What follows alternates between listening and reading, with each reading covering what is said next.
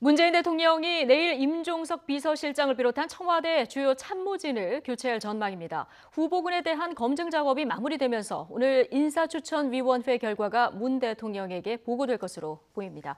새 비서실장과 국민소통수석, 정무수석은 사실상 단수 후보까지 좁혀진 상황이라고 전해지고 있는데요. 취재기자 연결해 보겠습니다. 신호 기자. 네, 청와대입니다. 예, 문재인 대통령이 이번 주에 대통령 비서실장 포함해서 청와대 2기 참모진을 출범시키는군요. 예, 내일 2기 참모진 발표가 있을 것으로 보입니다. 아직 공식적으로는 인사 발표 언제 한다는 설명이 없지만 네. 인사 검증이 완료 단계에 와 있습니다. 청와대는 검증과 또 대통령에 대한 보고가 끝나면 미루지 않고 그동안 인사 발표를 해왔습니다. 오늘 임종석 비서실장 주재로 인사추천위원회 전체 회의를 열고 최종 검증 결과를 문 대통령에게 보고할 것으로 알려지고 있습니다. 예. 새 대통령 비서실장이 누가 될 것인가 이 부분이 가장 관심인데 노영민 주중대사가 유력하다고요? 네, 이 지난주부터 노영민 주중대사는 가장 유력한 새 비서실장 후보였습니다. 여권 관계자는 노 대사의 경우는 사실상 검증이 끝난 단계로 지난주에 설명했는데요. 참여정부 인사인 정동채 전 장관이나 염재호 고대 총장 등도 언론에서 거론됐는데 이 검증에서 문제가 생겼을 때를 대비하는 차원이었던 것으로 보입니다. 한병도 정무수석의 후임에는 강기정 전 민주당 의원이 유력합니다. 다음 총선 출마 후보군이라는 점이 걸림돌이었는데 출마하지 않고 청와대 참모진에 합류하기로 결심한 것으로 전해지고 있습니다. 네. 자, 새 국민소통수석, 그동안 보도에 나오지 않았던 인물이 막판에 부상을 했어요? 예, 그렇습니다. 이번 인사에서 가장 베일에 쌓였던 자리가 국민소통수석인데 네. 민주당 김성수 의원이나 또 김의겸 청와대 대변인이 그동안 후보군으로 거론되다가 결국에는 윤도한 전 MBC 논설위원으로 가닥이 잡힌 것으로 보입니다.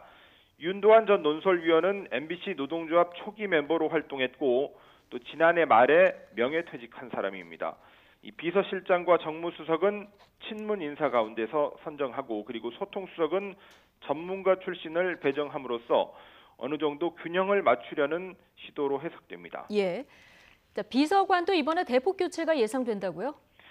그렇습니다. 비서관의 경우에는 10자리 이상 교체도 가능해 보입니다. 네. 일단 현재 비어있는 비서관 자리가 이 국정홍보 그리고 의전, 고용노동비서관 여기에 과학기술보좌관까지 4자리고요.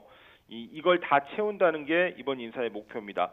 또 여기에다가 내년 총선 출마를 계획하고 있는 백원우, 송인배, 조한기, 유성화, 권혁기 비서관까지 5명 정도도 이번에 청와대를 나갈 수 있습니다.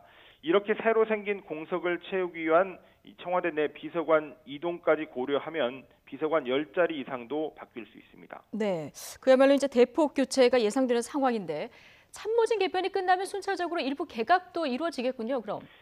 예, 그렇습니다. 청와대 개편이 끝나면 다음 수순은 개각으로 이어질 전망입니다. 역시 내년 총선 출마가 예상되는 국회의원 출신 장관들이 교체 1순위겠죠.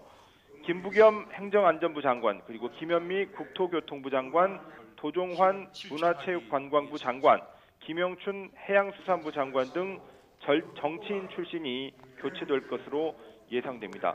개각의 시기도 관심인데요. 쇄신 효과를 극대화할 수 있는 설 연휴 직전인 이달 말로 관측되고요. 그렇지만 검증에 시간이 걸리면 연휴 이후로 넘어갈 수도 있습니다. 예. 자, 오늘 중소기업 간담회도 있고요. 10일에 대통령의 신년 기자회견도 예정이 돼 있는데 이번 주 청와대 일정 굉장히 많습니다. 새해 들어서 본격적인 어떤 쇄신 움직임이다. 이렇게 보면 되겠습니까? 예, 그렇게 볼 수 있겠습니다. 오늘 오후 2시에 청와대 영빈관에서 중소 벤처기업인들을 초청해서 간담회를 갖습니다.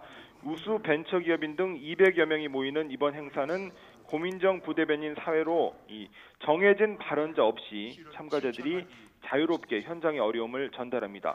원래 소상공인과 자영업자도 함께 초청할 것으로 알려졌는데 이 중소기업인과는 애로사항이 또 다르다는 그런 측면에서 별도의 자리가 마련될 것으로 네. 수순이 바뀌었습니다. 예. 이 문 대통령은 또 10일에는 신년 기자회견도 갖습니다. 이 모두 발언을 통해서 경제 혁신과 한반도 비핵화 추진 방안 등 올해 국정 운영 방향을 20여 분 동안 설명하고요. 이어서 1시간 15분 동안 출입 기자들의 국내외 현안 질문이 이어집니다. 지난주 발표된 이 광화문 집무실 이전 공약 보류, 또 지난해 국정 목표였던 국민 삶을 나아지게 하는 정부, 이걸 달성하지 못한 이유, 이런 부분에 대한 아픈 질문도 나올 것으로 예상됩니다. 예. 이 자리에는 내일 인사가 이루어지면 2기 참모진도 참석할 수 있습니다. 집권 3년 차에 들어간 문 대통령이 쇄신을 강조하고 또 국민들에게 올해 국정 운영 계획을 설명하는 그런 한 주가 될 것으로 예상됩니다. 네, 개편 등 청와대 쇄신 움직임 정리해봤습니다. 정치부 신호 기자였습니다.